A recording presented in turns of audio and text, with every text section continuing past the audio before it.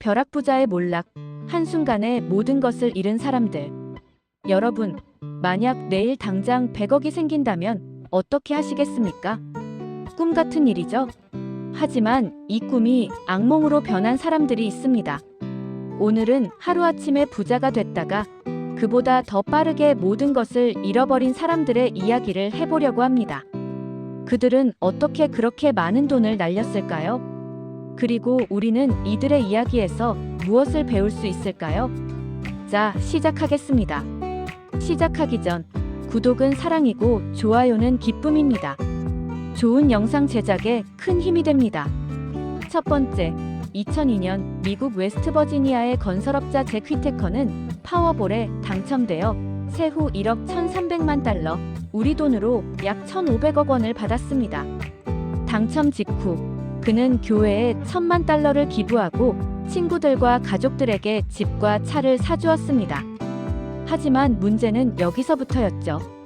그는 매일 밤 스트립 클럽에 가서 수십만 달러씩 썼고 차에 50만 달러의 현금을 보관하다가 2번이나 도난당했습니다. 주변 사람들이 돈을 요구하기 시작했고 소송에 휘말렸으며 손녀는 약물 과다로 사망했습니다. 2016년 그는 거의 모든 재산을 잃고 차라리 복권을 찢어버렸으면 좋았을 것이라고 말했습니다. 왜 복권 당첨자들은 파산할까? 통계에 따르면 복권 당첨자의 약 70%가 5년 내에 파산한다고 합니다. 이유는 명확합니다. 첫째, 재정관리 능력의 부재. 평생 돈 걱정하며 살던 사람이 갑자기 수백억을 받으면 어떻게 관리해야 할지 모릅니다. 둘째, 주변 사람들의 변화. 친구, 가족, 심지어 모르는 사람들까지 돈을 요구하기 시작합니다. 셋째, 생활 수준의 급격한 상승. 고급 자동차, 저택, 사치품을 사들이며 유지비를 감당하지 못하게 됩니다. 두 번째, 암호화폐 백만장자들의 몰락. 2017년 비트코인이 2만 달러를 돌파했을 때 수많은 사람들이 하루아침에 백만장자가 됐습니다. 20대 청년들이 페라리를 사고 SNS에 현금 다발 사진을 올리며 자랑했죠. 하지만 2018년 초 암호화폐 시장이 폭락하면서 이들 중 상당수가 빚더미에 앉았습니다. 한국의 한 20대 청년은 2017년 초 1,000만 원으로 알트코인에 투자해 6개월 만에 15억을 만들었습니다. 그는 강남의 오피스텔을 전세로 얻고 외제차를 샀으며 매일 고급 레스토랑에서 식사했습니다. 하지만 그는 여기서 멈추지 않았습니다. 100억을 만들겠다며 레버리지를 활용한 선물 거래를 시작했고 2018년 1월 폭락장에서 모든 것을 잃었습니다. 심지어 빌린 돈까지 날려 3억 원의 빚을 지게 됐죠. 암호화폐로 큰 돈을 벌었다가 모두 잃은 사람들의 공통점은 더 큰 수익에 대한 욕심입니다. 10배를 벌었으면 충분한데 100배를 원합니다. 그리고 위험한 투자로 한순간에 모든 것을 잃게 되죠. 세 번째, 사업 실패와 잘못된 투자.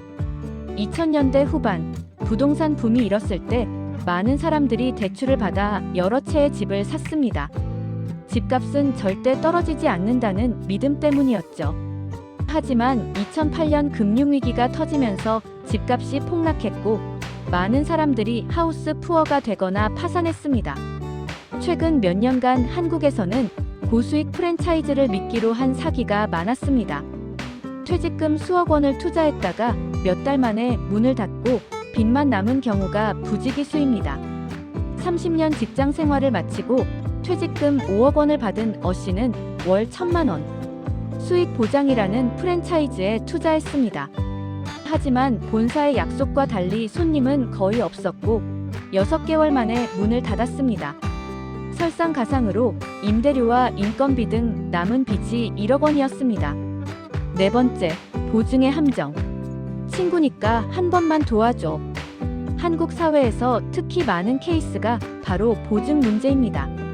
친한 친구나 가족이 사업을 시작한다며 보증을 서달라고 하면 거절하기 어렵습니다. 절대 폐를 끼치지 않을게라는 말을 믿고 도장을 찍었다가 인생이 망가진 사람들이 너무나 많습니다. 사업으로 성공해 30억 원의 자산을 가진 B씨는 20년 지기 친구의 부탁으로 10억 원의 연대 보증을 섰습니다. 친구의 사업은 2년 만에 망했고 최모 씨는 하루아침에 채무자가 됐습니다. 집과 사업체를 모두 팔아도 빚을 갚기 어려운 상황이 됐죠. 변호사들이 하는 말이 있습니다. 보증은 곧 투자다. 잃어도 괜찮은 돈이 아니라면 절대 서지 마라. 5번째, 재기는 가능한가? 모든 이야기가 비극으로 끝나는 것은 아닙니다. 실패해서 배우고 다시 일어선 사람들도 있습니다. 재기의 공통점 1. 현실을 직시함. 자신의 실패를 인정하고 책임을 받아들임. 2. 작은 것부터 시작. 거창한 계획보다 당장 할 수 있는 일부터 시작. 3. 전문가의 도움, 재정 상담, 심리 상담 등을 적극 활용. 4. 끈기, 포기하지 않고 꾸준히 노력. 미국의 어느 복권 당첨자는 모든 돈을 잃고 다시 트럭 운전사로 돌아갔습니다. 그는 인터뷰에서 이렇게 말했습니다. 지금이 더 행복합니다. 돈이 많을 때는 누가 진짜 내 친구인지 알 수 없었어요. 지금은 적게 벌지만 진짜 소중한 것들을 알게 됐습니다. 이처럼 우리가 배울 수 있는 교훈은 어떤 것이 있을까요? 첫째, 재정 교육이 중요합니다. 돈을 버는 것만큼 관리하는 법을 배워야 합니다. 둘째, 욕심을 경계해야 합니다.